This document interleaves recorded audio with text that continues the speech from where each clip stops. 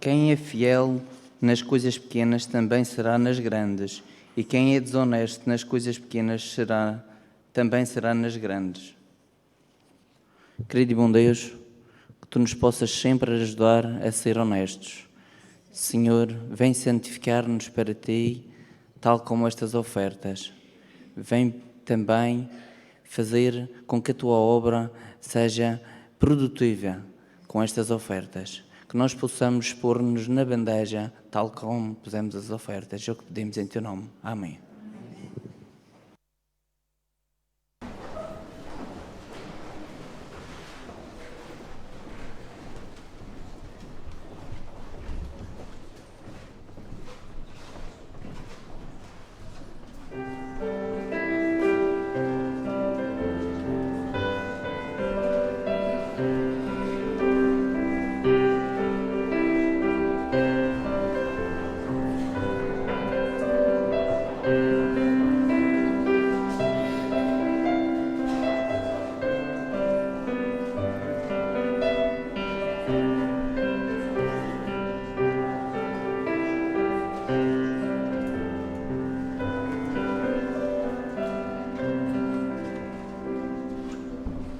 Bom dia, bom sábado a todos. E hoje nós temos uma cara nova aqui que eu ainda não sei. Como é que é o teu nome? Rafaela.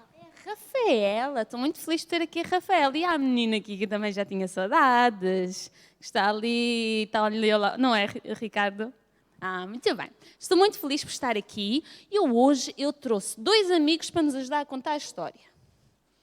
Sabem como é que eles se chamam? É o João Feliz e o Carlos Resmungão. É quase isso, Ricardo. É verdade.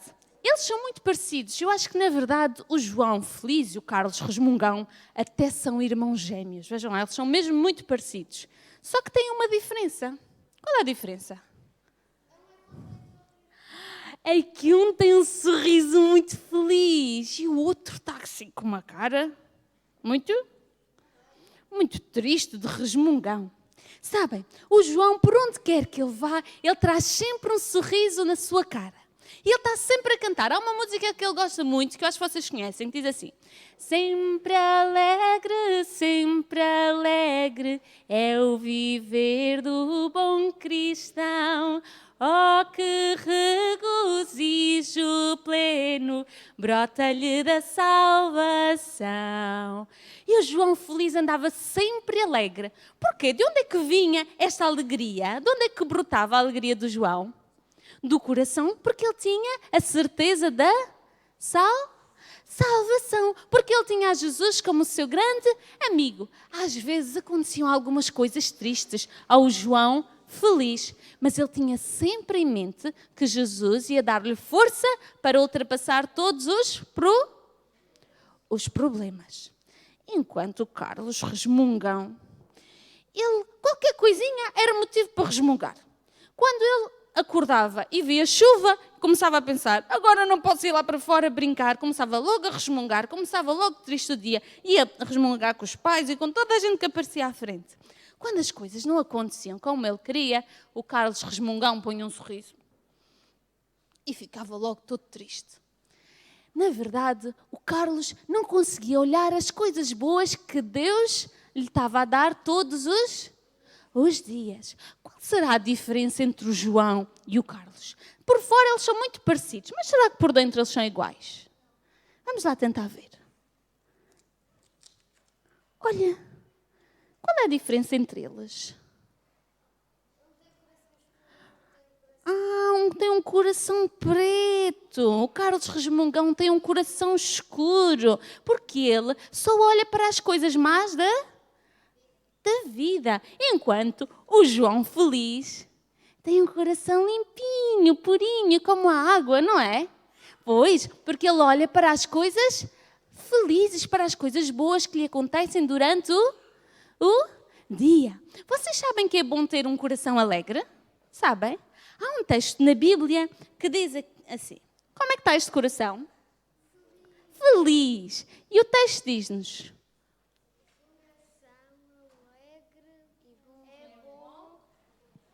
o coração alegre é bom remédio. Mas o resto do texto diz-nos outra coisa. Mas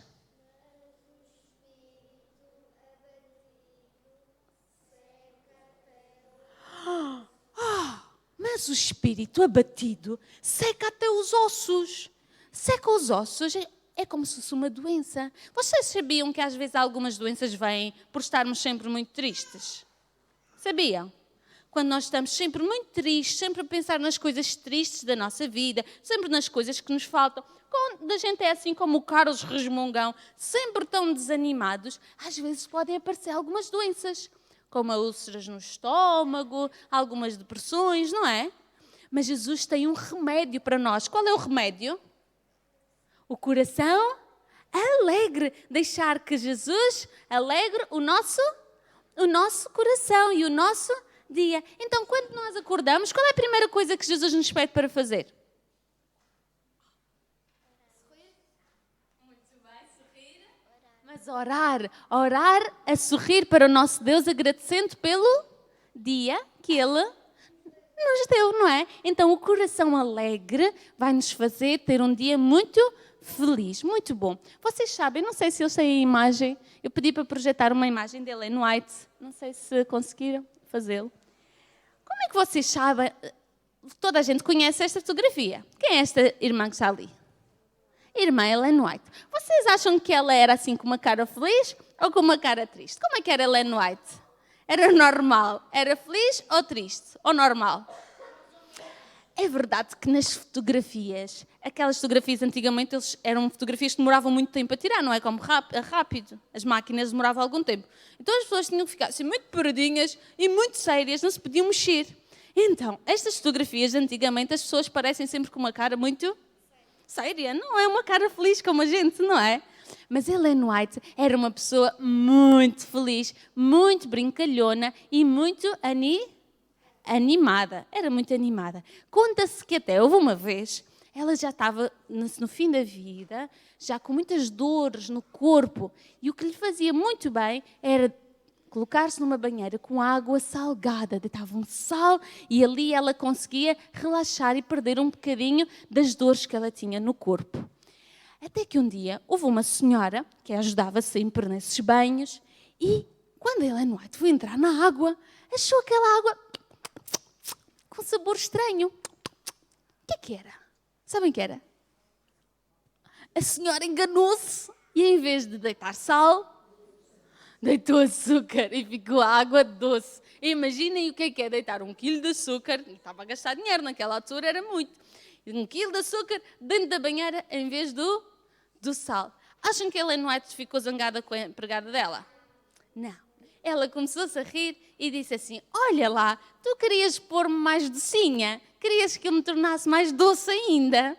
Ellen White era uma pessoa muito doce, muito meiga, muito feliz e tinha sempre uma palavra de bom ânimo para as pessoas que estavam com ela. Ela era parecida com o João feliz, porque ela tinha a certeza da salvação. E aí reside a nossa alegria. Então, durante o dia, se há alguma coisa que nos faz fazer assim um bocadinho tristes, vamos pedir a Jesus que isso não nos impeça de ser pessoas alegres, que contagiem e levem alegria às outras pessoas. Quem é que se compromete com isso? Ajudar a levar alegria às outras pessoas que estão ao nosso redor. A gente consegue levar alegria assim? Sempre chateados? Não. Então Jesus nos pede para levar um sorriso de amor às pessoas que estão ao nosso lado. Mas para isso a gente vai precisar da ajuda do Senhor, não vai? Porque às vezes é difícil. Então vamos fechar os nossos olhinhos, está bem? Vamos fazer uma breve oração. Querido Jesus, obrigada porque Tu nos amas e porque nos dás a certeza da salvação. Ajuda-nos a olhar para isso com grande alegria e a fazer da nossa vida uma vida verdadeiramente alegre. Ajuda-nos, Senhor, a sermos sempre alegres, a cada criança aqui presente. E ajuda-nos a prestarmos atenção na mensagem que tens para nós agora. É o que pedimos em nome de Jesus. Amém. Então agora vamos para os nossos lugares.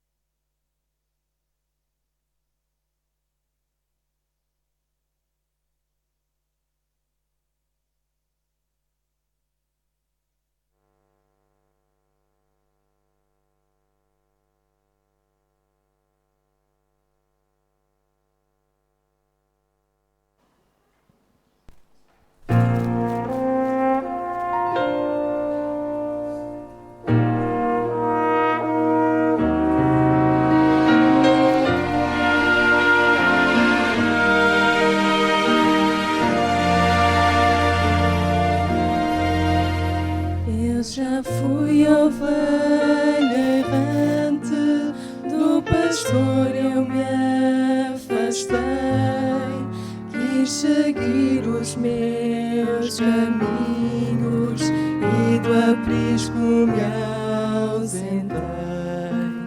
Foi um passo após o outro, sem notar eu me perdi, e já é noite escura, quis voltar, não consegui, e cercou-me o desespero, tive medo de morrer, pois o frio congelava, não podia me mover, porque fui assim tão longe que tolice cometi. Se pudesse eu voltaria para nunca mais sair.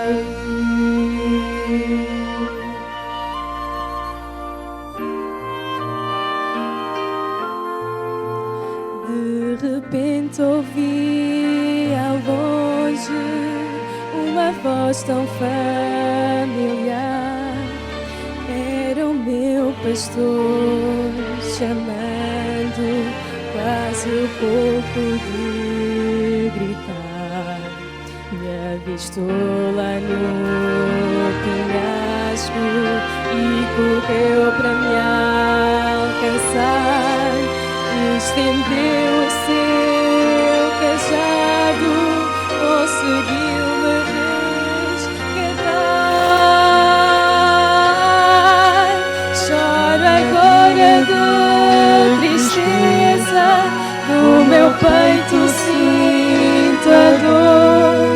Dor maior é quando penso que deixei o meu pastor, que me abraça em seu peito e com força me sustém.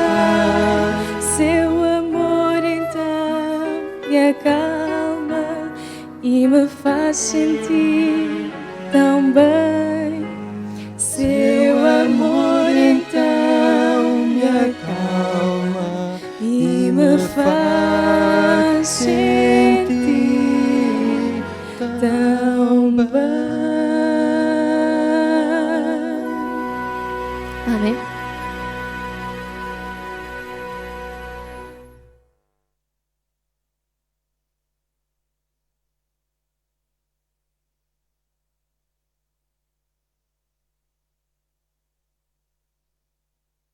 Em São João 16:13. São João 16:13.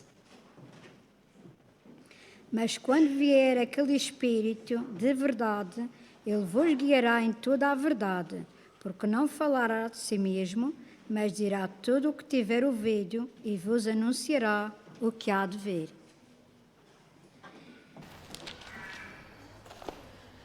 Bom dia, queridos irmãos.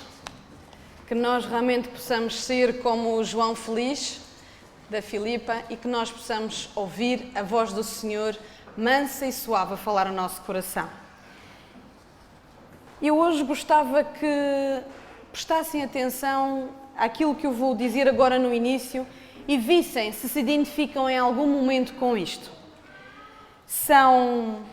Ainda não são 7 da manhã, o despertador toca e nós pensamos, oh não, eu não acredito. Eu deitei-me há tão pouco tempo. Ainda há pouco, me deitei e o despertador já está a tocar. É preciso se levantar. E aí começa mais um dia, igual a tantos outros que nós temos nos nossos dias a dias. Finalmente, chega às 18, às 18h30, e aí nós podemos sair do escritório. Mas a labuta ainda não acabou. Saímos, pegamos no carro, alguns vão buscar os filhos, vamos comprar pão porque é preciso para o pequeno almoço do dia seguinte e começamos no trânsito outra vez. E aí, onde nós podíamos, se calhar, conduzir calmamente até casa, começa mais um problema. É o condutor da frente que não se mexe, expressa para chegar a casa. É o condutor da que muda de direção e nem um pisca se faz para nos avisar. E aí é mais forte do que nós. Cansados como estamos, depois do trabalho, começamos a chamar nomes e começamos a xingar e começamos a refilar com o condutor que vai à nossa frente. E continuamos nisto. Chegamos a casa, temos a caixa do correio cheia de papelinhos que nos incitam a comprar tudo e mais alguma coisa. Temos também as famosas contas para pagar, que não nos livramos delas. E temos as crianças, que parece que passaram o dia a descansar, com a força, com a genica que têm, e aí começam a desobedecer. É hora de tomar banho, não querem tomar banho. É hora de desligar a televisão, não querem desligar a televisão. Jantaram, mas não querem lavar os dentes. E nós começamos a perder a paciência depois de um dia de trabalho e começamos a gritar com elas. Mas ainda não ficou por aqui. Há mais uma coisa. Há uma reunião na igreja ao final do dia que nós não podemos faltar e que somos responsáveis e lá vamos. E depois dessa reunião, chegamos a casa cansados, exaustos, jogamos-nos para o sofá e pensamos: o que é que está a acontecer com a minha vida? O que é que está a acontecer para haver tanta pressão? Há pressão a mais, há responsabilidades a mais, há problemas a mais para os quais eu não tinha previsto, eu não tinha planeado e não esperava que assim fosse. Conseguem se identificar em algum dia? Talvez com algumas nuances, uns não têm filhos, outros não são casados, mas nem que seja a correr para a escola e sair dela. Como é que a nossa vida chegou a este ponto, pensamos nós? A correria que nós não conseguimos suportar. Quantos de vós já alguma vez, em determinado momento da vossa vida, sentiram que a vida estava a fugir do vosso controle?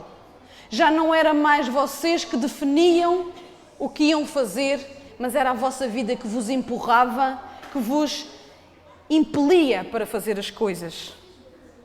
Muitas pessoas hoje sentem que não conseguem controlar a sua vida.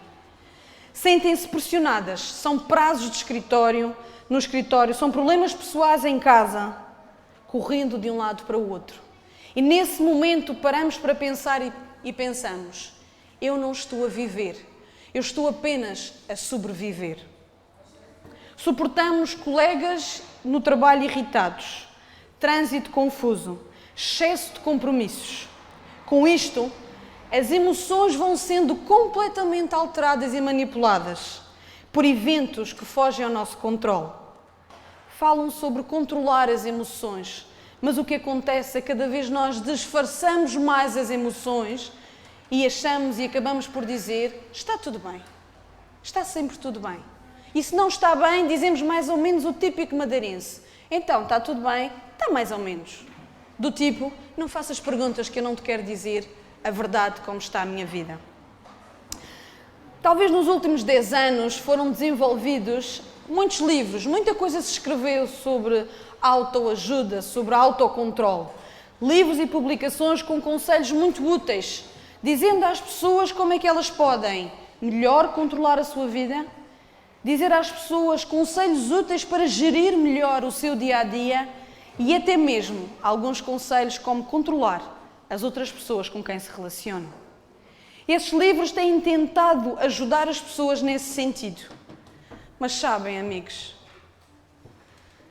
Deus já sabia que isto poderia acontecer na nossa vida. Deus sabia que isto ia acontecer na vida de alguns. E Ele diz-nos em Provérbios 25, 28, vejam o que é que Ele nos diz. O Deus que controla o universo diz-nos em Provérbios, no capítulo 25 e no versículo 28. Como cidade derribada que não tem muros, assim é o homem que não tem domínio próprio. O Senhor sabia que isto poderia acontecer na vida do homem que não tem domínio próprio. Mas sabem, Deus dá-nos as sugestões de como controlarmos a nossa vida. E a sua solução para o problema de uma vida sem controle é dar-nos o Espírito Santo. E o Espírito Santo ajuda-nos a enfrentar qualquer desafio, qualquer dificuldade. E o melhor de tudo é que Deus não dá apenas conselhos e orientações, Ele dá também muitas soluções. Ele dá-nos uma alternativa divina para que nós possamos deixar de sobreviver para viver e viver uma vida em abundância. Para algumas pessoas o Espírito Santo é algo estranho. Para algumas pessoas é um pouco confuso este membro da Trindade. Mas sabem, quando nós conhecemos alguém pela primeira vez e se há um contacto individual, nós às vezes estranhamos a pessoa. Olhamos para a pessoa e pensamos, não te conheço, não te vou dar muita confiança, não sei muito bem quem tu és. Mas se calhar a coisa muda de figura se for um amigo nosso que nos apresenta alguém. Se nós tivermos um amigo em comum, aí a coisa muda de figura. Porque se é um amigo do meu amigo, então certamente é boa pessoa. E certamente eu também me vou dar bem com essa pessoa. E é o que Jesus fez. Jesus apresentou-nos. Jesus trouxe-nos um amigo comum. Nós temos um amigo comum que é o Espírito Santo. E aí Jesus, ao apresentar-nos o Espírito Santo, mostra-nos que não é algo estranho, que não é algo confuso. Alguém que nos é apresentado por Jesus só pode ter o melhor lugar no nosso coração. Alguém que é recomendado por Jesus só pode ser excelente. Quando nós recomendamos alguém a outra pessoa, nós temos a certeza que essa pessoa é boa, porque vem recomendada de alguém. E neste caso o Espírito Santo é recomendado por quem? Por Jesus. Acham que Jesus iria recomendar alguém que não fosse bom? Alguém que realmente não fosse uma mais-valia para a nossa vida? O Espírito Santo é chamado de conselheiro, é chamado de consolador, é chamado para nos ajudar. E ele traz habilidades especiais para a vida de cada um de nós.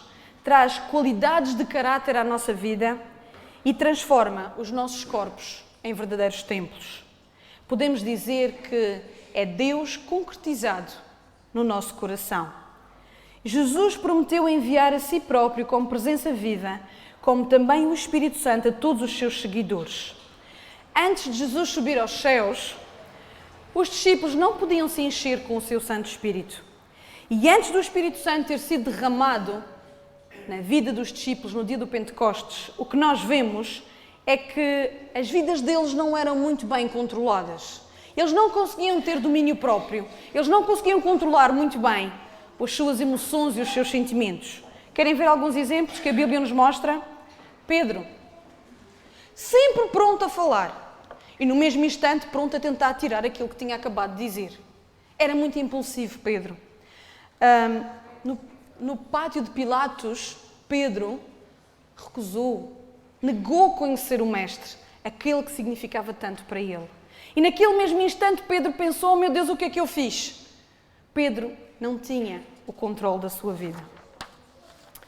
O zelo fervoroso de João e Tiago, naquele dia em que os samaritanos, ainda hoje o irmão Noé falava na nossa lição, naquele dia em que os samaritanos recusaram receber Jesus, o que é que os discípulos fizeram? João e Tiago, Senhor, queres que peça que envie-se fogo do céu para queimá-los? Havia controle? Não havia controle naquela vida. Os discípulos queriam fazer grandes coisas, mas frequentemente eram contidos, limitados e privados pelos medos e pelas dúvidas que os assaltavam. Eles não conseguiam entender as palavras de Jesus, não conseguiam perceber que estava iminente a sua morte e a sua ressurreição e não conseguiam compreender para onde estava indo a vida do seu mestre. Andavam atrás dele sem um senso claro de direção. Seguiam-o, mas não conseguiam perceber muito bem que seguiam para onde, até onde é que eles iriam. Seguiam o mestre tão puro e simplesmente. Sabem, os discípulos podiam ter feito muito mais coisas juntos, mas perdiam muito tempo discutindo uns com os outros, a saber qual é o que ia tomar o lugar mais alto no reino que Deus havia de instaurar. Pequenas diferenças prejudicavam e quando a crise chegou, desmoronaram. A verdade é que num dia quando Jesus estava agonizando no Getsemane, bem perto do momento de ser preso, ele tinha necessidade de companhia e vai escolher aqueles discípulos que eram os mais próximos. Quando nós temos um problema, quando nós temos uma dificuldade, nós vamos buscar aqueles que estão mais próximos de nós, aqueles que nós confiamos mais, para nos ajudar e para nos apoiar nesse momento difícil. Jesus também fez assim. E os discípulos o que é que fizeram? Não conseguiram aguentar a pressão. Acabaram por adormecer. Acabaram por adormecer, não tiveram forças para aguentar aquela situação.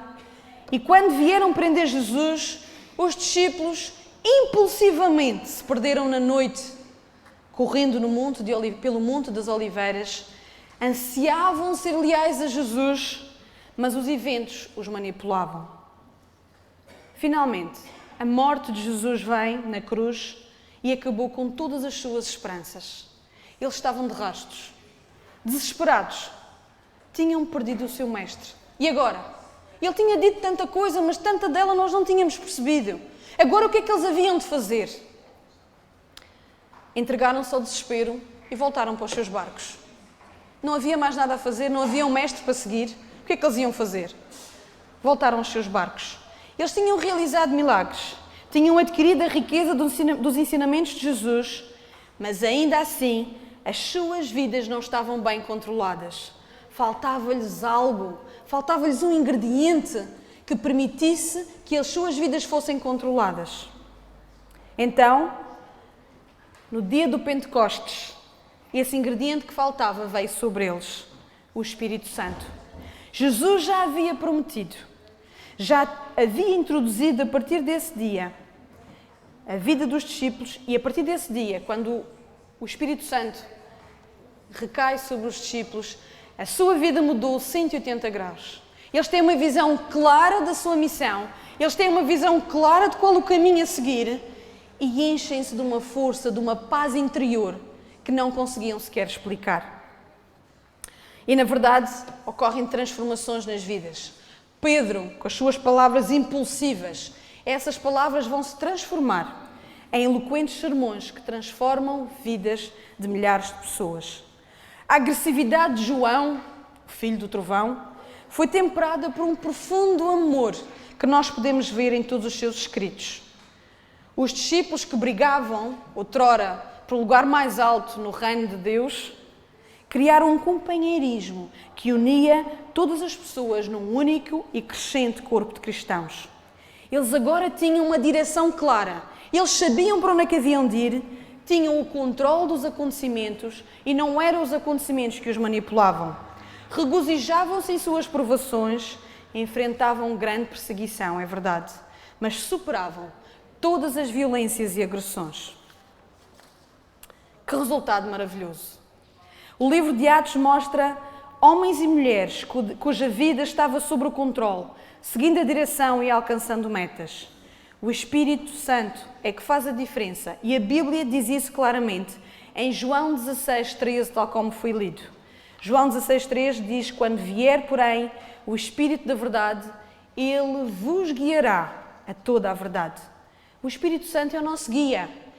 Ele nos ajuda a modelar a nossa vida para que não sejamos forçados a ser moldados por aquilo que está à nossa volta. Paulo, em Gálatas, no capítulo 5, podemos ler. Paulo, Gálatas, capítulo 5, no versículo 22 e 23, o que é que ele nos diz? Algo que nos é conhecido. Mas o fruto do Espírito é amor, alegria, paz, longanimidade, benignidade, bondade, fidelidade, mansidão, domínio próprio. Contra estas coisas não há lei. Estas são as qualidades que nos dão controle emocional sobre a nossa vida. Porém, qualidades de paz, de paciência e de autocontrole não são naturais no ser humano. Não são naturais, nem aparecem naturalmente ao coração humano, mas sim e única e exclusivamente através do Espírito de Jesus vivendo em nós.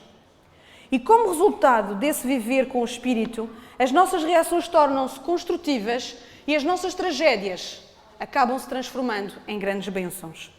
O Espírito é a energia que gera o controle sobre a confusão e a desordem da vida. E algum de vós pode pensar, e também aqueles que nos assistem para a internet, está bem, então e o Espírito Santo, como é que eu posso obtê-lo? Será que é só para alguns? Será que é para todos? Será que é para um pequeno grupo? como aconteceu naquele momento, no dia do Pentecostes? Para quem é? Será que eu posso também ter o Espírito Santo? Será que eu posso alcançá-lo? Algumas pessoas insistem, nos dias de hoje, que o Espírito Santo só surge de uma determinada maneira e que dá um dom específico para que seja manifesto. Porém, as Escrituras claramente apontam de que o Espírito Santo traz diferentes tipos de dons a diferentes tipos de pessoas. Vemos também no livro de Atos que o Espírito chega à vida das pessoas das mais diversas maneiras. Não é sempre da mesma forma. Às vezes, os apóstolos colocavam as mãos sobre os convertidos e o Espírito Santo era dado. Outras vezes, em outras ocasiões, o Espírito era derramado quando as pessoas ouviam a palavra do Senhor e se entregavam ao Senhor e se convertiam e aceitavam o Evangelho. Ou às vezes acontecia quando fiéis passavam tempo em oração.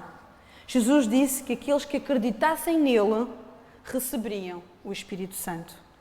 Ter o Espírito Santo não é uma questão de técnica, não é uma questão de método, não é algo que há uma fórmula que nós conseguimos alcançar.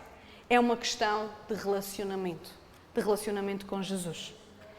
E vejam o que é que diz o apóstolo Paulo em Gálatas, no capítulo 4, no versículo 6. Gálatas, no capítulo 4 e no versículo 6.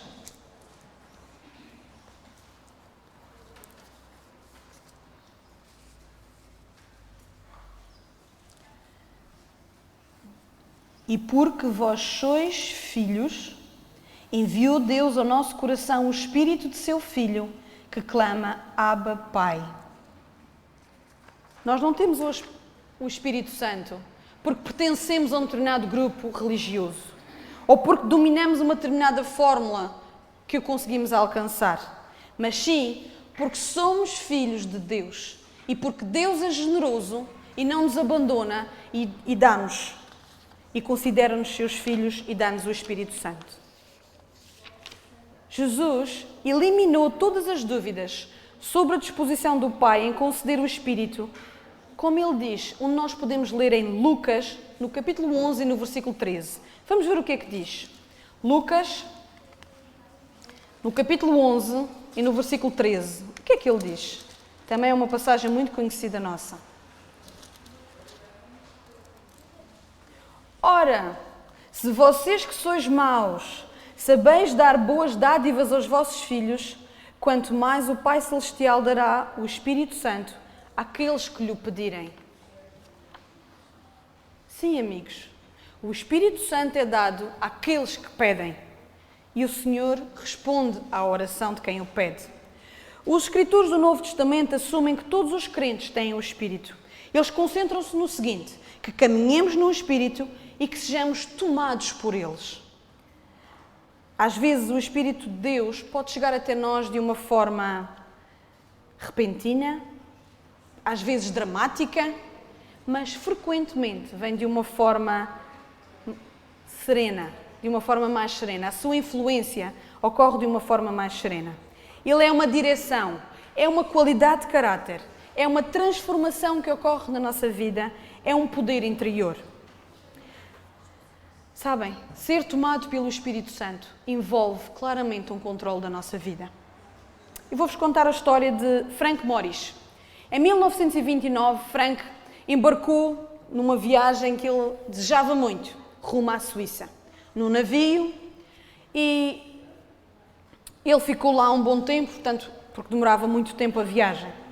E o comissário do navio ficou encarregue e ficou responsável pelo Frank Morris.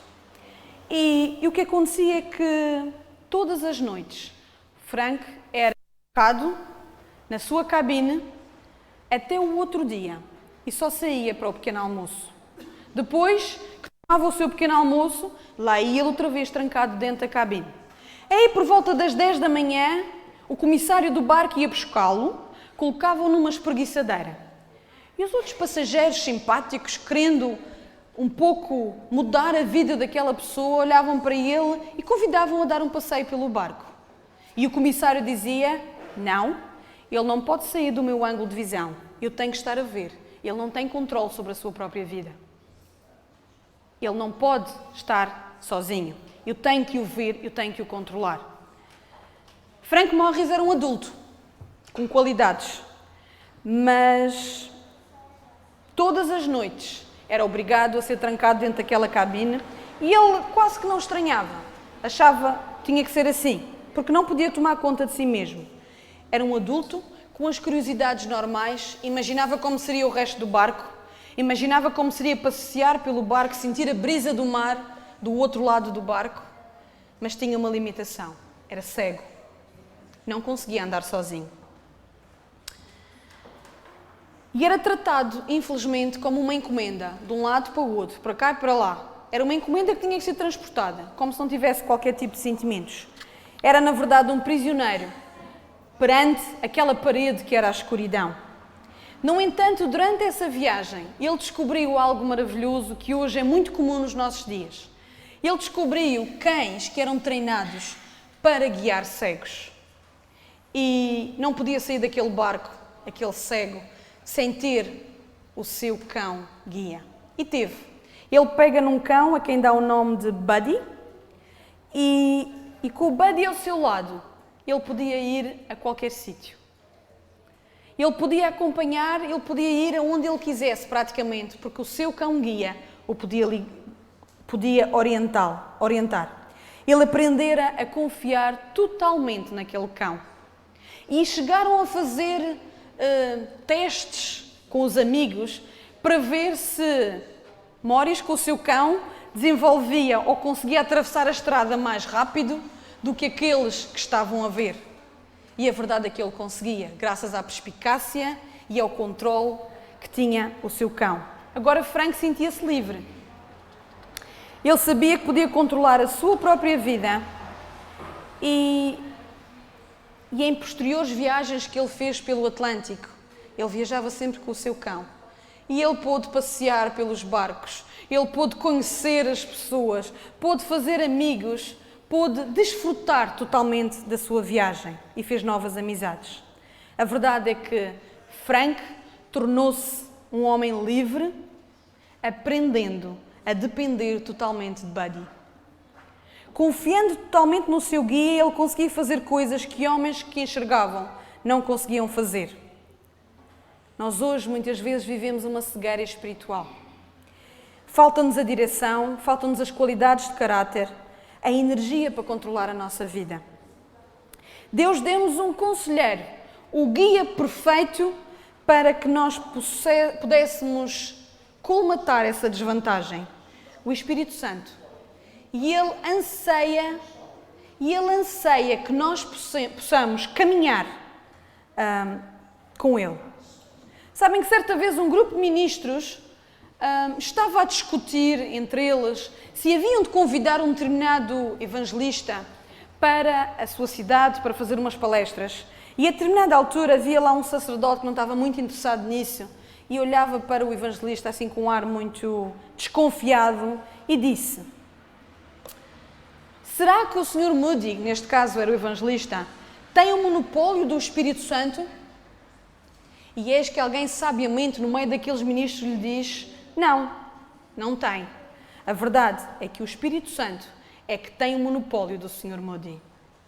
Vejam, tudo é uma questão de controle. Nesta situação, uma disposição para ser influenciado, para ser tomado pelo Espírito Santo.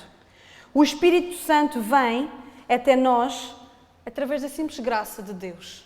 Não é algo que nós consigamos pelos nossos dons, pelas nossas capacidades, pelos nossos méritos, ou sequer pelo nosso coração difícil, mau e ruim.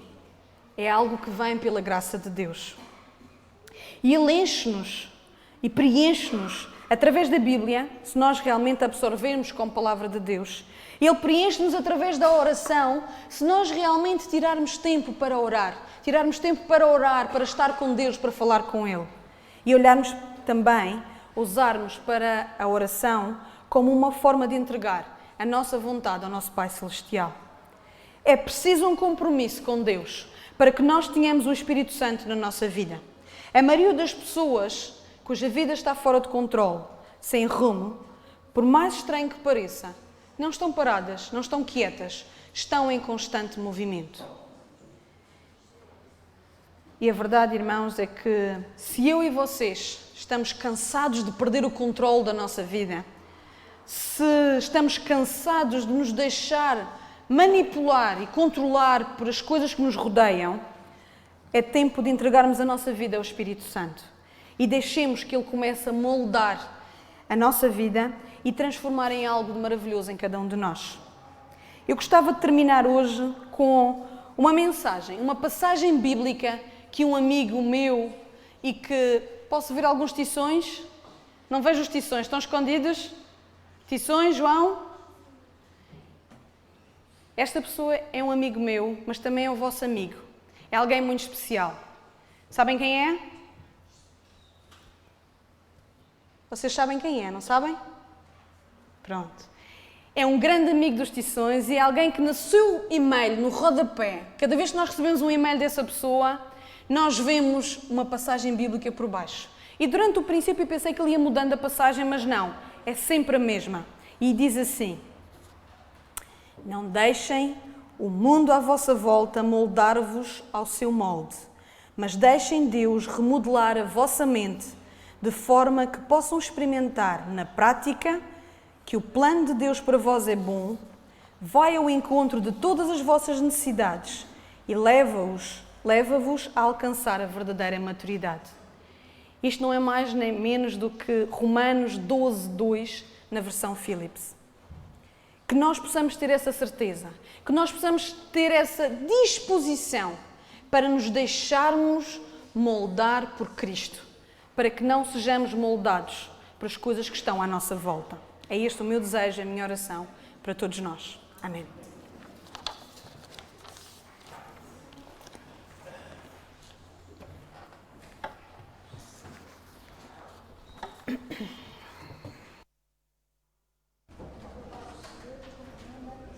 Cento e 160.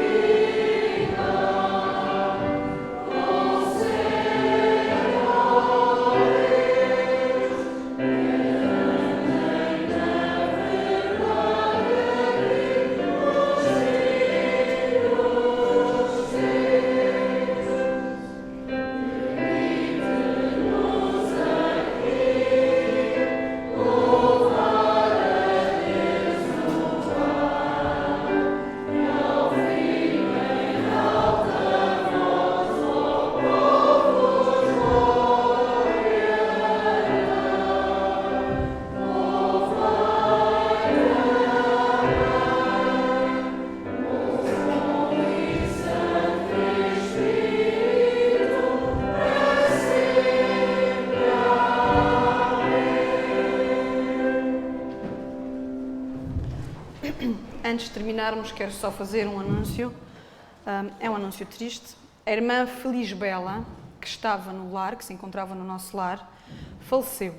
Ainda não sabemos quando será a data do funeral, mas aqueles que quiserem estar presentes nesse momento difícil para a sua família, que possam, por favor, depois contactar o pastor para serem informados disso.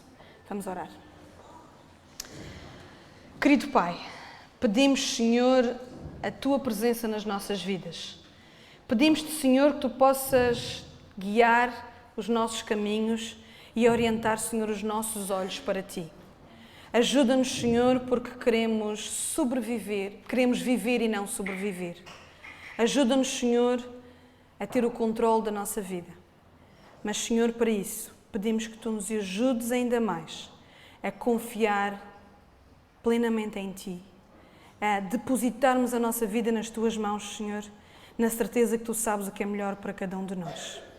Guarda-nos, Senhor, protege-nos. Não deixes, Senhor, que fechemos os ouvidos ao Espírito Santo. Envia o Teu Santo Espírito para cada um de nós, Senhor. É tudo isto que pedimos, não que mereçamos, mas em nome do Teu Filho amado Jesus. Amém.